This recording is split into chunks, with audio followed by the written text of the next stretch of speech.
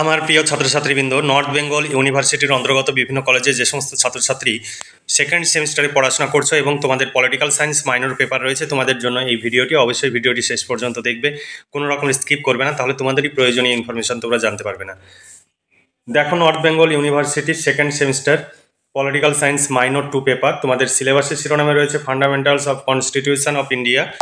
এই সিলেবাসের উপরে তোমাদের সামনে 5, 6 ও 12 মার্কের প্রশ্নের সাজেশন 2025 উপস্থাপন করব। তার আগে তোমাদের সিলেবাসে কি রয়েছে সেটিও তোমরা অবশ্যই দেখে নেবে। তবে এই সিলেবাস অনুযায়ী আমাদের প্রশ্নোত্তরের পিডিএফ কপি রেডি হয়ে গেছে। তোমরা যদি সংগ্রহ করতে চাও 250 টাকা পেমেন্ট করতে হবে।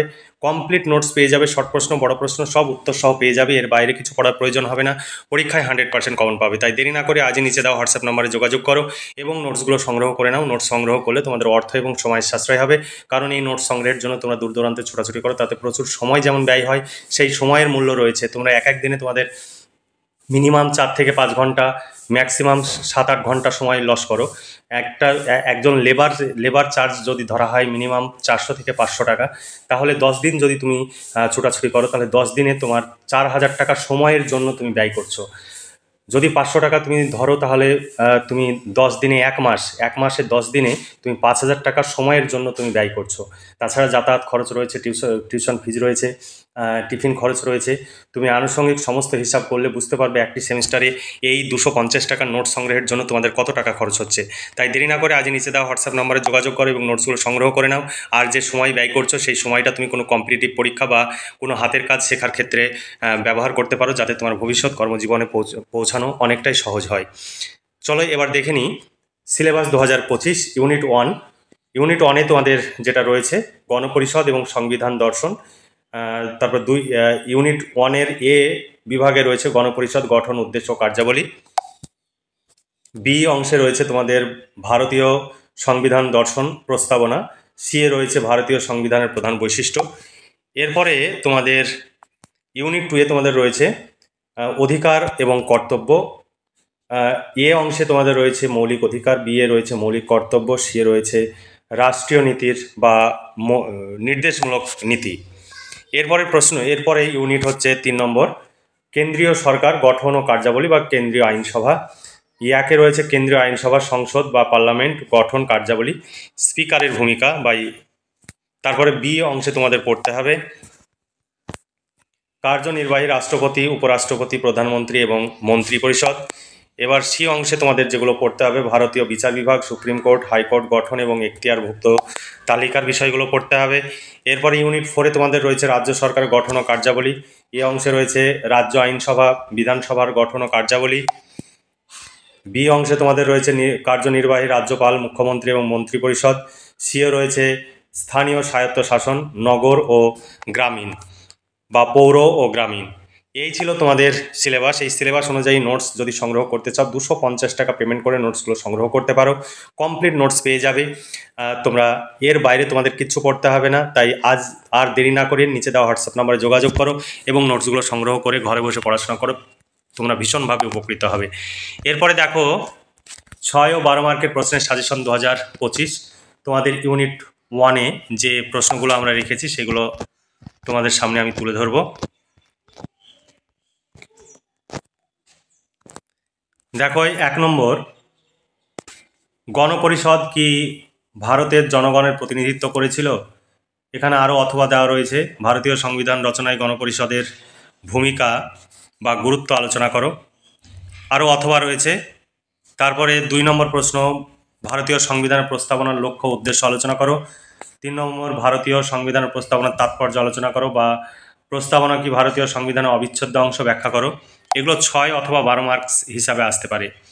এরপরে দেখো 4 নম্বর প্রশ্ন, ভীষণ ইম্পর্টেন্ট প্রশ্ন, ভারতীয় সংবিধানের প্রস্তাবনায় সমাজতান্ত্রিক এবং ধর্মনিরপেক্ষ শব্দ দুটির অর্থ কি কি ব্যাখ্যা করো। তারপরে 5 নম্বর প্রশ্ন, ভারতীয় সংবিধানের প্রধান বৈশিষ্ট্যগুলি আলোচনা করো। 6 নম্বর প্রশ্ন, ভারতীয় সংবিধান সংশোধনের উপরে একটি সংক্ষিপ্ত টিকা লেখো বা সংক্ষিপ্ত আলোচনা করো। এরপরে ইউনিট 2 থেকে তোমাদের প্রশ্ন, ইউনিট 2-এর 1 নম্বর প্রশ্ন, ভারতীয় সংবিধানের সংরক্ষিত সাংবিধানিক প্রতিবিধানের অধিকারটি ব্যাখ্যা করো। 2 নম্বর প্রশ্ন, ভারতীয় নাগরিকদের মৌলিক অধিকারগুলি সম্পর্কে আলোচনা করো। 3 নম্বর প্রশ্ন, মৌলিক অধিকার ও নির্দেশমূলক নীতির পার্থক্য লেখো। 4 নম্বর প্রশ্ন, রাষ্ট্র পরিচালনার নীতিসমূহ নির্মাণের নির্দেশাত্মক বা নির্দেশমূলক নীতির গুরুত্ব বা তাৎপর্য ব্যাখ্যা করো। এরপরে 5 নম্বর প্রশ্ন, ভারতীয় সংবিধান 19 নম্বর ধারায় সুরক্ষিত স্বাধীনতার অধিকারটি বিশ্লেষণ করো। 6 নম্বর প্রশ্ন, ভারতীয় সংবিধানে সন্নিবিষ্ট ধর্মীয় স্বাধীনতার অধিকারের ওপর একটি টিকা লেখো, অথবা ভারতীয় সংবিধানে ধর্মনিরপেক্ষ শব্দটির তাৎপর্য বিশ্লেষণ করো। এরপরে 7 নম্বর প্রশ্ন, অধিকার ও কর্তব্য সম্পর্কে আলোচনা করো। ভারতীয় নাগরিকদের মৌলিক কর্তব্যগুলি কি কি? এরপরে 3 নম্বর ইউনিট থেকে প্রশ্ন, কেন্দ্রীয় আইনসভা ভারতীয় সংসদ বা পার্লামেন্টে দুটি কক্ষের সম্পর্ক আলোচনা করো, অথবা রাজ্যসভা লোকসভার সাংবিধানিক সম্পর্ক আলোচনা করো।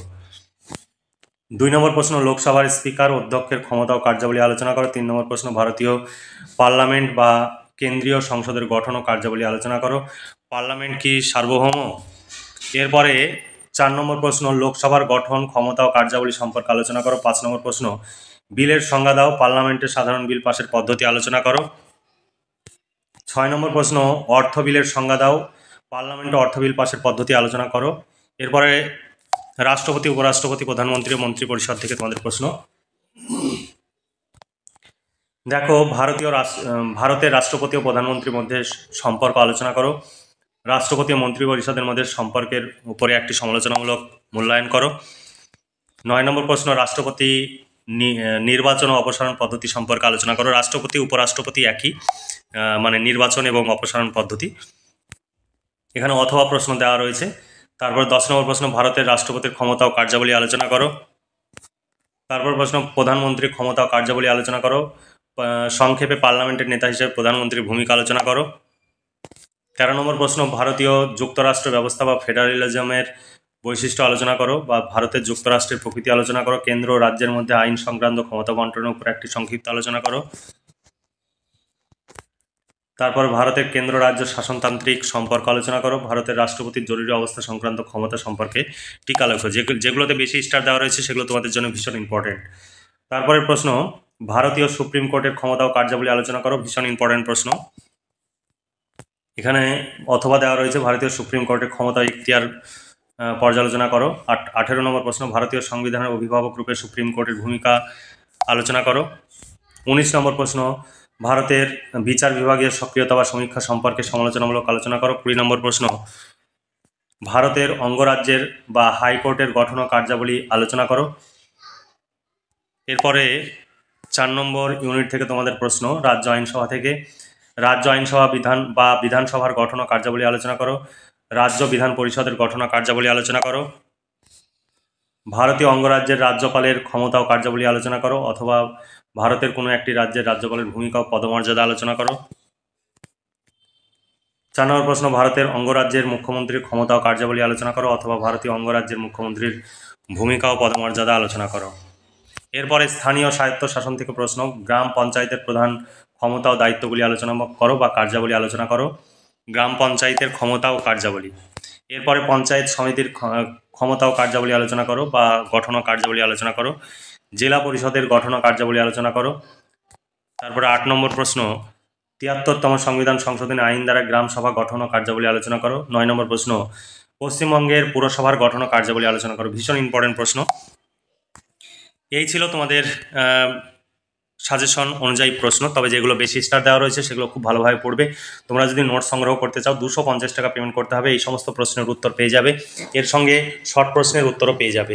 তাই দেরি না করে আজ নিজে দেওয়া হোয়াটসঅ্যাপ নম্বরে যোগাযোগ করো এবং নোটসগুলো সংগ্রহ করে ঘরে বসে পড়াশোনা করে পরীক্ষার প্রস্তুতি নাও। ভীষণভাবে উপকৃত হবে।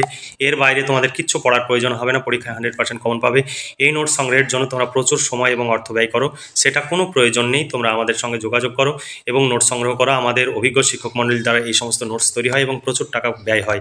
তোমরা যদি আমাদের কাছ থেকে নোটস সংগ্রহ করো তাহলে আমরা যদি খরচ তুলতে পারি, প্রতি সেমিস্টারে আমাদের কাছ থেকে নোটস পেয়ে যাবে। তোমরা টেনশন ফ্রিভাবে ঘরে বসে পড়াশোনা করে পরীক্ষার প্রস্তুতি নিতে পারবে।